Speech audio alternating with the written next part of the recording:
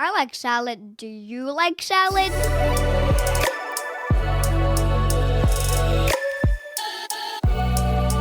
Welcome to Canadian Salad, a fun, factual, and friendly podcast about culture and integration in Canada. I'm one of your hosts. I'm Hostion Ho from China, currently living in unceded territory of Musqueam, Squamish, and Tsleil-Waututh nations.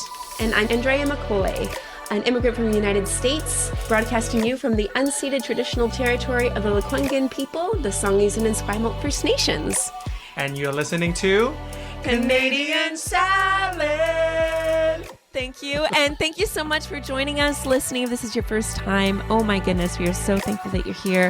If you're listening to us again, oh my goodness, thankful that you're here. It doesn't change. I'm equally as thankful. Listening to us, we're thankful. Yeah, we're not thankful, but you should be listening to us because today we just observed, or at least nationally, there was a day of recognition, Thanksgiving. And we know that it has a bit of unrest with this day, but we thought we would talk about Canadian pride and thankfulness and what are Canadians thankful for, because I feel, just to go with the flow, I'd say that according to statistics, Canadian pride is up, but I think we would probably say that pride is complicated when it comes to Canada and thankfulness. Yeah, I think general pride is a very complicated thing. It is. And national pride and... Yeah, but we'll get into a little bit. But Hostion, just in the spirit of giving thanks, what are you thankful for? And thinking about what you're thankful for, does thankfulness for these things make you proud? Or what do they evoke in you? I mean, I think for a lot of things, if you ask me what I'm thankful for, the first thing that come up to me is I'm thankful for my friends. I'm thankful for this healthy body that I am currently inhabited in. I'm thankful for, the privilege I have received as a man. Yeah, that's the three top things I'm thankful for now. And I am, in many ways, I am proud of the first two things. Yeah. The last thing I don't know about. Because privilege I'm proud is of my privilege, yeah. I didn't do anything about it. So I don't think that's something that I'm like, I have pride in being proud of, being thankful for it. I'm thankful that the convenience that, it has brought me, which, that I'm continue going to thankful for them, but I don't know about being proud of it because me having this privilege means many people do not have this privilege, right? Sure. There's hierarchy in it. But I'm definitely thankful for the first two things that I'm thankful for, because friends, I do work hard to, maintain and nurture my body as well. Yeah, for sure. Oh my goodness. I mean, I'm thankful to just free healthcare. Coming from the States, I am also thankful for safety in schools. I think sometimes that thankfulness comes in comparison to lived experiences or past, or even looking at what's happening in the news. I would definitely say I'm thankful that I am with a partner who sees me as an equal, and he doesn't see the hierarchy between us. He doesn't see himself as more important, or I'm very, very thankful and privileged in that way to be with a man that sees that. And definitely I am also privileged as a white woman for sure. And I think I would say I'm proud that I can use that privilege in spaces for making things more equitable and just. And so, I think it's interesting because in creating this episode, sometimes what we're thankful for, we are proud of, right? And I've heard this all the time. And this is what kind of sparked this conversation in light of Thanksgiving was I've heard so many people, Canadian-born people, say, I'm just thankful I'm not in America, or I'm thankful I'm not American, or the only things Canadians are proud of is that they're not American. And it's been, that only goes so far. You can be thankful for something that you're not, but then what are you thankful for on that flip side? That's a good question, that's where I was kind of like, I wonder what do the stats say, and what are people saying regarding thankfulness and pride in Canada? So that's kind of our episode, because I feel like thankfulness and pride can sometimes go together, but I also think there's other things that can be in relationship with those things. So we'll kind of unpack that. Okay, let's unpack it. Yeah. So we're going to look at a few things. This is kind of the section where Canada looks at itself in the mirror. So in 2024, I would say that Canada in 2024, with just a lot of the rhetoric, and this is pre-US election, right? So let's just set the stage. Pre-Trump, Pre-Trump, pre-election, that kind of a thing. And it was from, we're the true North, strong and free, to true North, decent enough and fine, kind of, we're okay. There was an article that came out from the Angus Reid Institute, and it was titled Angus Reid. Yeah, it was titled from A to meh, just this kind of, hey, we're Canadian, to meh, we're Canadian. So it was a survey on basically Canadians' pride and attachment to their country. And what they found was that actually pride has declined over the last decade. And I think a lot of that has to do with misinformation and just with, other aspects of, equality and, hey, this is wrong. You should be accountable for truth and reconciliation. So people kick against that. Probably also Gaza. Right? Exactly. In Gaza. That too, yeah. So in 2017, about 45% of Canadians said they're very proud to be Canadian. And then in 2023, that dropped closer to 30%. Ooh. Yes. Since 1985, when they first started gathering data like this and asking if Canadians were thankful or proud, actually, in 1985, it was 78%. People were just this is our identity. This is who we are. And that makes sense because that was just outside of when Canada was kind of making itself its own place. They had a declaration saying that we are a sovereign country, kind of a thing. But then in 2024, we went from 78% to 34%. Younger Canadians, those under age 35, were the least likely to feel, quote, very proud. And then, of course, if we kind of fast forward to 2025, Alberta, a lot of people are like, no, we're not Canadian, we're Albertans and we want to separate, kind of a thing. So plot twist. Like the Quebecois. Yeah, plot twist, bullies can make us proud and actually more thankful. Bullies, meaning Mr. Trump. So in June 2025, there was another poll that went out, and this is from Ipsos. I think I'm saying that right? Ipsos, or it might be French, like Ipsos. Or my apologies. I only speak American. English, but yeah.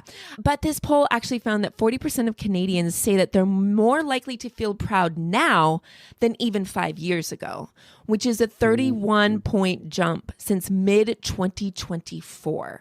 31 point. Wow. 31%. 31% jump, which is huge. Nearly as many as 44% say they're more likely to speak positively about Canada to non-Canadians. And this is just within a short span of a year. Symbolic engagement is up to 36% more likely to display the flag and 32% more likely to attend Canada Day events. Now, if you think about even like around, it was the trucker convoy. Do you remember that? Yeah, I remember that. Yeah. And the Canadian flag all of a sudden, and even like everywhere, the uncovering of mass graves, the Canadian flag was definitely, it was very heavy. Becomes a symbol of a symbol of, a very dark colonial past, which for many it still is. And I think that is something we hold in tension with this pride. But because of the threats of tariffs and from the United States, that flipped a lot of people back over to this thankfulness and pride. Yeah, the pride, for sure. I mean, I could definitely see that. Yeah. I think through the years of declining kind of national pride, I mean, I don't have data, obviously, but I think probably most country will have the similar trend, honestly, maybe except China or something, because, that's different, the dictatorship there. But I think in most democratic country, I would argue that probably most democratic country had this trend of declining national pride, because I think as people are more educated, as more immigrant, as your living environment getting more diverse, information getting more free flow, people learn the truth of power and authority and capitalism. People will slowly realize every country is run under, capitalism. There's always corruption, power, erosion in government, in any level of government. Yeah. And people will slowly realize this country that they used to be so proud of is most of the time is nothing more than just a game of the rich and the powerful. Right, right. Yeah. And I think that's where democracy sometimes allows us that critical thinking piece, and in some ways to have that ability to actually recognize the truth about a situation and have call to action or call to accountability. I think that you're right. And I do see it kind of ebbs and flows. And it's interesting what makes people proud and thankful as opposed to what makes them not proud and thankful. Yeah. It's interesting too, because we'll include all these links to these surveys in our show notes, but 2/3 of those who responded to this Ipsos survey, 67% of Canadians said that they need to focus on national pride right now because of these threats, right? While, and I love this, 1/3, 33% believe we should focus on Canada's colonial past instead, which I think in some ways you need both in order to respond to what's happening now, I believe. 6 in 10, 57% said that they're proud of what Canada has accomplished, while 42%, this is almost half, remain concerned about the country's foundations. Yes. They remain concerned about, hey, we were not established well at all. And what we did at the very beginning was awful and cruel and terrible. And I agree. Can we start recognizing the truth there and reconciling that so that we can go forward? It's just these different mindsets of, these polar opposite ideas. It's, you threaten us, then, we're going to be proud and we're Canadian. And I've even heard immigrants, equity deserving communities saying that they're proud to be Canadian. I've heard some people within Indigenous communities say that they're proud to be Canadian under these threats, but I don't think it's just a solo, that's just it. I'm proud and we have a lot of work to do. And I think that's what we're going to get into a little bit more. Okay, I can't wait to get into that topic because I think being proud, as we just alerted to that in the beginning too, like being prideful of certain things doesn't mean that they are somehow just perfect.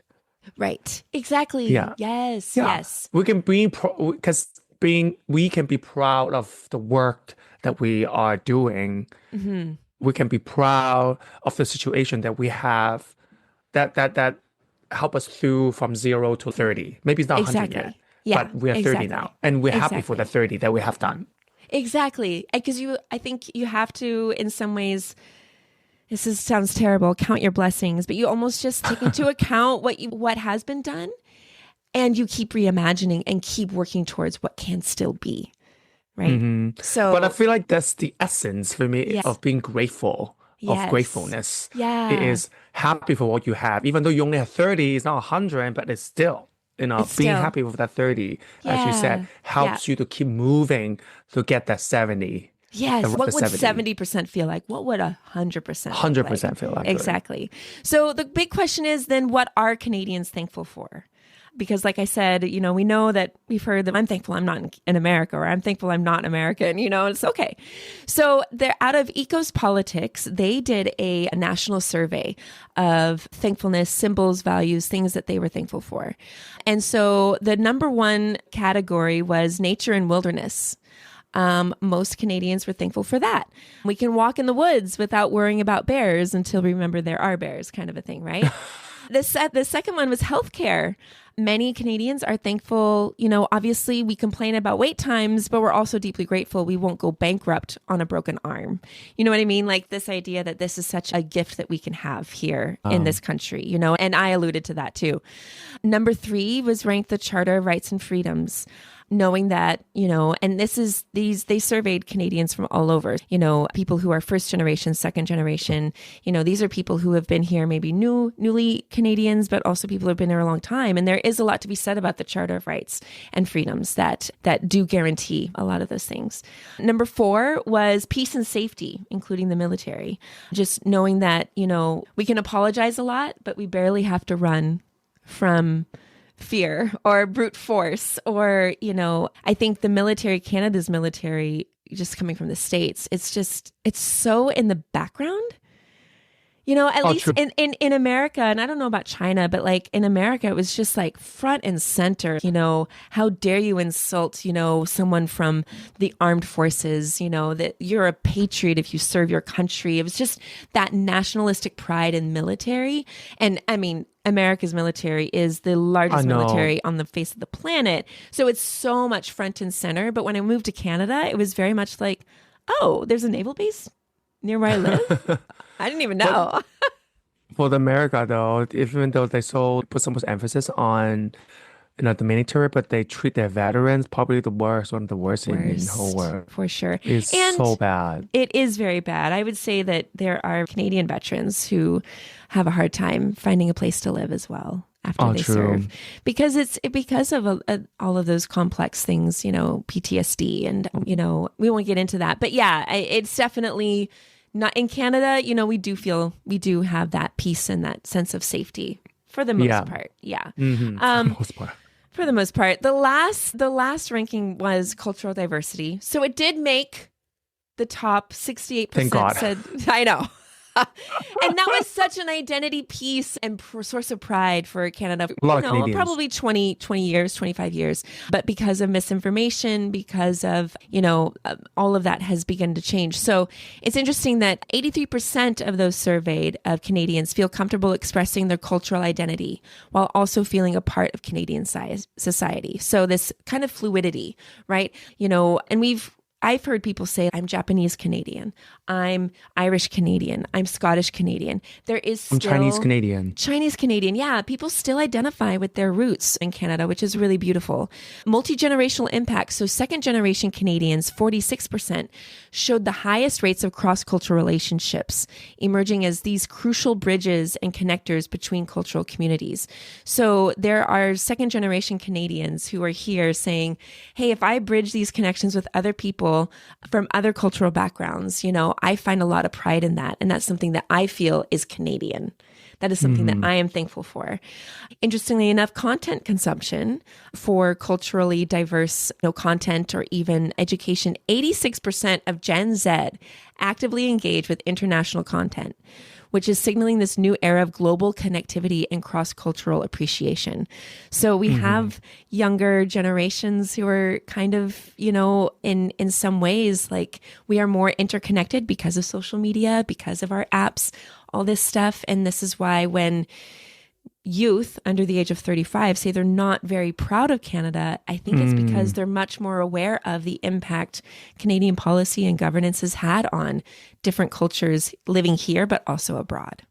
Yeah, I think that's very valid. And also, I think younger generations, like first, I absolutely agree this media helps them to connect with more diverse informations, but also I think the environment in general, as we alert to, like Canada is being more and more diverse, like we're way more immigrant than like 20 years ago. So I assume younger generation also is living with way more diverse like communities, right? Their classmates, the grocery store that they go to, the cashier, everyone that they interact with, definitely way more diverse. I think that will also help. That also helps this younger generation to be aware of what is outside of this kind of standard white Western culture, right? So then they also make them more acceptable to different ideas. Yeah. They will seek even more different, like more diverse opinions and information. Absolutely. And that's our hope. That's the next generation, right? That's why it's important to remember where we've come from and what we have now. I agree. And then working towards what we can build. Yeah. Yeah. I think in many ways it's also like I always a believer of exposure is the key for, in some sense, for like equality, for diversity. Like it's without exposure, if you imagine if you always live in a small town where everyone is white, everyone speaks the same language. Quite a few people like that. I know. I'm just saying, I think it's difficult for those people who live in those environments to seek out other things other than what white Western culture is, right? Yeah, because that's the environment determines what they prefer, what they can accept and not accept. So having diverse environments is very important. It is for people to appreciate what diversity actually can bring. You're absolutely right. Hearing story or learning about cultures or just having a relationship with someone not from your same background it's huge. What I found really very encouraging from this Ipsos research too was that Canadian pride is on the rise, like with Canadian Pride on the rise, 36% responders say that they're more likely to learn about Indigenous history now than 5 years ago. So there's been an increase in people saying, hey, I'm proud. And part of that pride of Canada is learning about Indigenous history. It's learning about cultures that have existed here before even Canada became Canada, accepting and acknowledging and respecting the cultures that were here before us, because that is a part of being Canadian. I mean, coming from the States where we never talked about truth or reconciliation. We never learned why there were reserves. You know, there's no education. There's barely any land acknowledgements. And yeah, Canada has a long way to go, but there is a sense of, to be Canadian, to be proud, is to also have knowledge and action of reconciliation and knowing and accountability. Oh, yeah. And so that's why, to kind of segue, we're grateful to be Canadian, but we're not smug about it, which I feel like, again, I know, coming from the States, I feel like we are. Americans are so smug. You know, it's just, I'm American, you know, and we're just like, I don't know, it's more of an in your face. So I think that even though there's been this uptick in national pride, I don't think it means that we're ignoring core components either, because there's still the 47% that still believe that we need to focus on our foundation and what we went wrong and what we can do better in order to do better. You know, the whole Ipsos poll reflected the tension that, you know, 57% said that they're proud of Canada's accomplishments, while 42% are still concerned about these core foundational issues of the genocide of Indigenous people, the ways in which we treated Chinese Canadians early on, and the Japanese internment camps. Like, there are some core things that Canadians the rising are really... hate. The rise in hate, yeah. Like, to we're East really... Indians, yeah. Yeah, exactly. So I feel like if we're going to be thankful, I think it is that tension of, I'm thankful for what I have, and I'm thankful that I can continue to work towards creating a better, kinder Canada, and acknowledge reconciliation and human rights, because part of modern Canadian pride really is reconciling these really dark, terrible, shameful parts of our past, and reckoning with colonialism, and reckoning with systemic inequity and promises that haven't been fulfilled.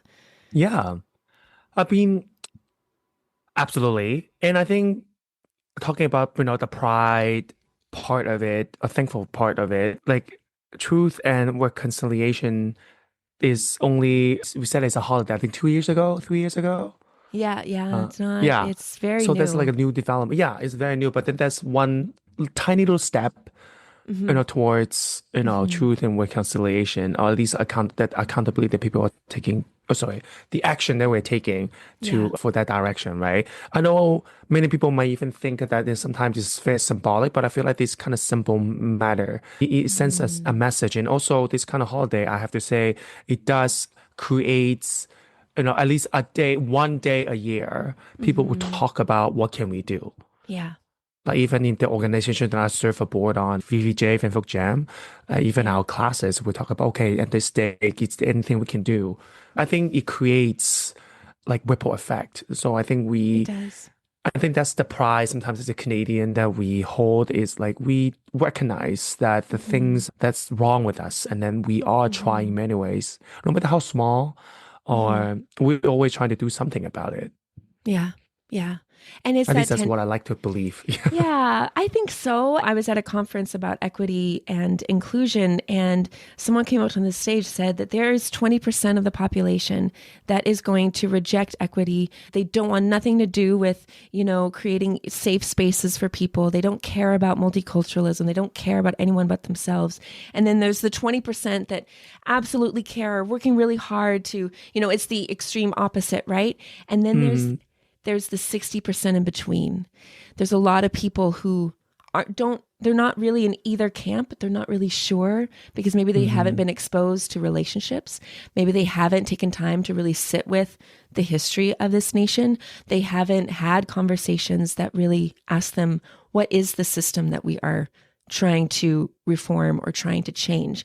And so I feel like in so many ways, like, we still have a lot of work to do, but I think predominantly a lot of people really want to do well. They just don't know I how think to or where to go. And so sometimes they fall to the 20% that are hateful they're not and doing venomous, not doing. Yeah. And then they look at us who are advocating and saying, no, not this. And they're like, maybe I don't know what to do with that. And so they just stand in between. I think we have a lot of opportunity to be grateful and critical, because I think gratitude doesn't mean ignoring inequities. It just means that, you know, you are actually just more aware, and it looks a little less like cheering and more like caring. You know, yeah. Oh, I like that. right? Like you can cheer as much as you want, but what if we cared more? What if we actually took that pride and said, you know, I'm going to advocate more, because I am proud that I can do this, and I recognize that, you know, my cheering can be just redirected into caring and cheering for the caring of people. Yeah, I think that is a great way to put it. I think if we see gratefulness as a way of caring rather than just cheering, I think it can help flip our narrative. If we Yes. say we're proud or thankful of something, let's say, Yeah. okay, at the beginning, remember I said I'm proud of the relationship I have. Yeah. If I think I change that narrative to see me being grateful, or the friendship to see it as like me being like grateful of the care of this Yeah. friendship that I put into it. It gives me this idea that I need to keep doing it. Yeah. I need to even make this friendship even better, this Yeah. relationship around me even better, Yeah. and see the faults in them or see the cracks in them. And then what can I do now to make sure that I keep being grateful of this relationship that I had, that I Yeah. nurtured. Yeah. I think that should be, yeah, thank you. I think that's a great That's way to beautiful. put it. Yeah. Yeah. Because it's flipping that, but it's also, you know, you can say, I'm grateful for this land that I live on, but I'm also aware of whose land it actually is. You know, like you can have both of those spaces that exist. And I think just to end, well, close to end, yeah, giving thanks without a parade. So it's, you know, it's just interesting. A lot of people have said, like, when Canada feels threatened, people circle in closer, right? We come back to this, like, elbows up and, you know, true north, strong and free, you know, and it's, what does that freedom look like? And what is the true north? And what are we strong about? You know, I think that in these statistics, I think this rebound, there can be a sense of pride, but also a sense of recentering. And maybe that's what we need in light of this holiday, or, you know, this observance of Thanksgiving, is just kind of a recentering of that care, a reframing of what our yay Canada, or yay I'm thankful that I'm not American, is I'm thankful that I can have the ability to care for other people, other Canadians. I think pride and, you know, pride born of opposition. I'm proud because I'm not, you know, American, is really weak, because it's not rooted in anything. I agree. It's not rooted in what could be, whether that's rooted in land acknowledgement, rooted in justice, rooted in relationship, or rooted in memory.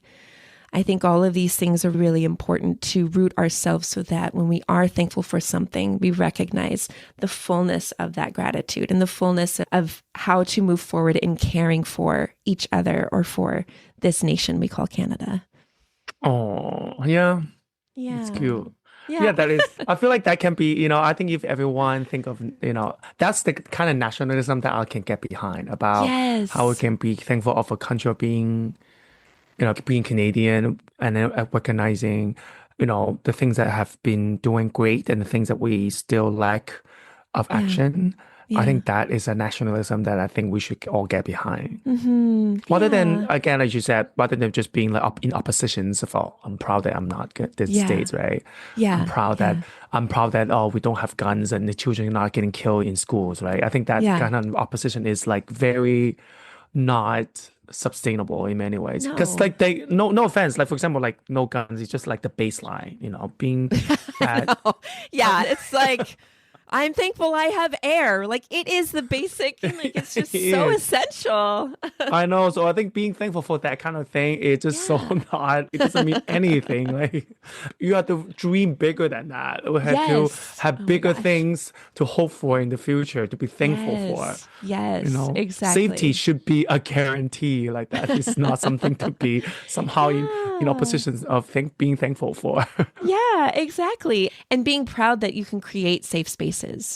Like, I'm in Yeah. Canada and I'm proud that I can create safe gun laws I'm proud that I'm in Canada. I can create safe schools or psychological safety for people from diverse backgrounds in the workplace, or I'm, those kinds of things. So yeah, you're absolutely right. And I think just to kind of conclude, I think at the beginning, it's kind of like in 2024, that pride and that thankfulness to be Canadian was definitely on the down.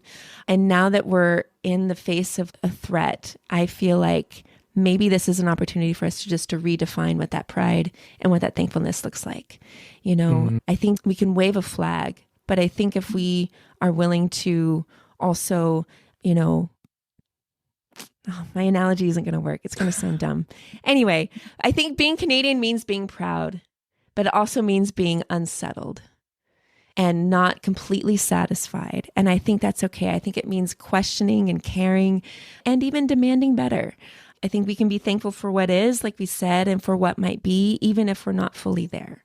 Yeah. So, yeah, that's my conclusion. Yeah. Do you have a conclusion?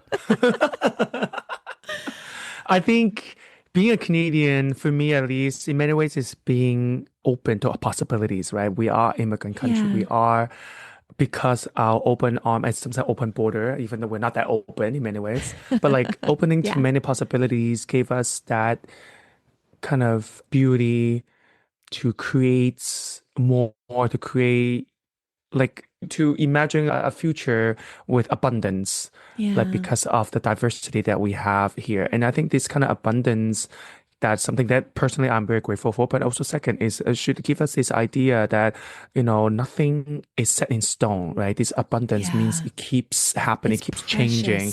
It's precious and it keeps changing. So when we say we're thankful for something, we should always think in the terms that it's never going to be set. It's never going to be right now. This is what we see is not permanent. It's not that we should be all just satisfied for. We should be thankful for that it's already here, but we should never be satisfied of it. We should always think what we can do better, what can we push for it further. How can we make this abundance keep going, keep growing for, a future that, that hopefully never ends. Yeah. That it's being better and more beautiful. Yeah, I love that. I love that because there's always room to make things better if you're an artist or even just a project that you're working on. If you were building a house, I don't know that anyone steps back and they're like, oh, that wall, that was just enough. I just put up one wall. There's just always more. Yeah. Very well said. So yeah. Thank you for sharing that, Hostion. I'm thankful for you. I'm thankful for you too. I'm thankful for this podcast, and I'm thankful for who's listening right now as well. I'm thankful for you. Because of you, we keep doing this. Yes, it's true. And having these conversations. So drop us a note if you want to let us know what you're thankful for and maybe your idea of Canadian thankfulness and pride. What does that look like for you? Is it unsettling? Is it waving a flag? Or is it with the past and trying and really asking what can we do better for the future? You can do that. hello@canadiansalad.ca, or you can just drop us a DM on our social media platforms, Blue Sky, Instagram, and TikTok. So we'd love to hear from you. Or you can just tell us how thankful you are to us. To us, exactly. We are amazing. If you are thankful for this episode, please leave a review and subscribe. Honestly, we love your feedback and we love and a 5-star review. Yeah, 5, not 2. Not like this 2-star person who said we were non-Canadian. There's only one person. It was one person. I know.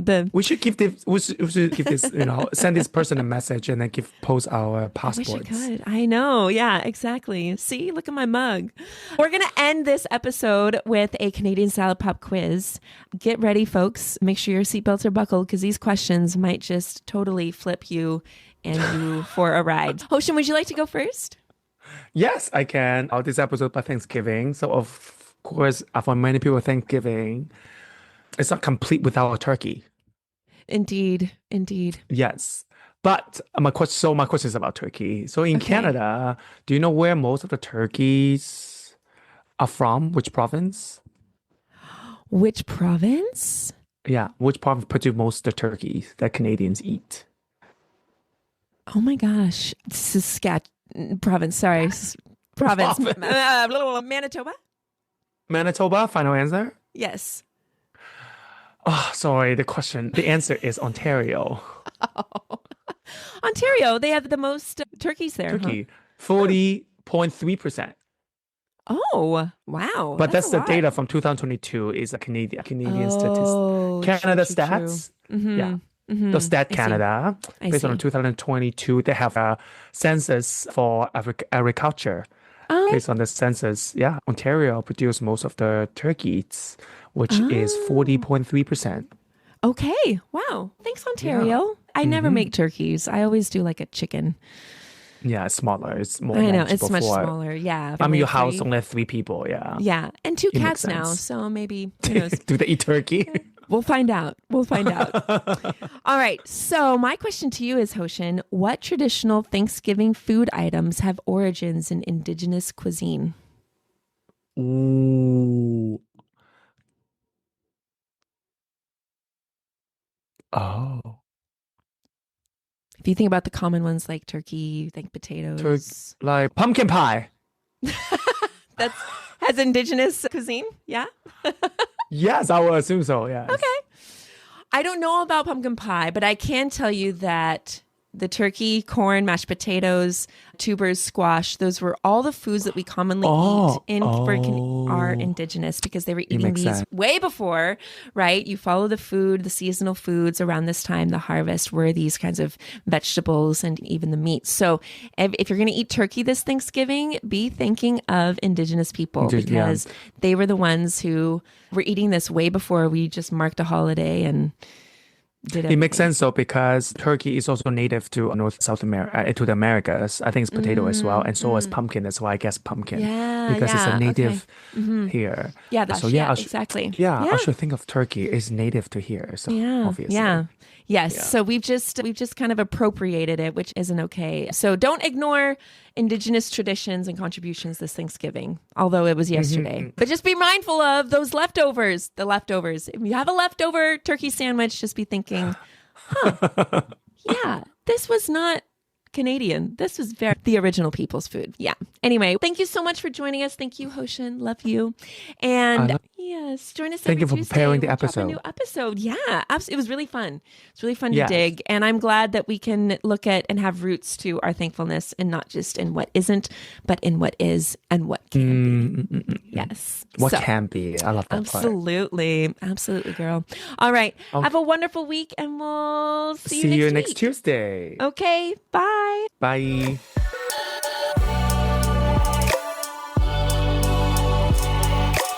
Canadian Salad is written and produced in British Columbia, Canada by Hoshin Ho and Andrea McCoy. Theme music is by Naver Avatyan from Pixabay.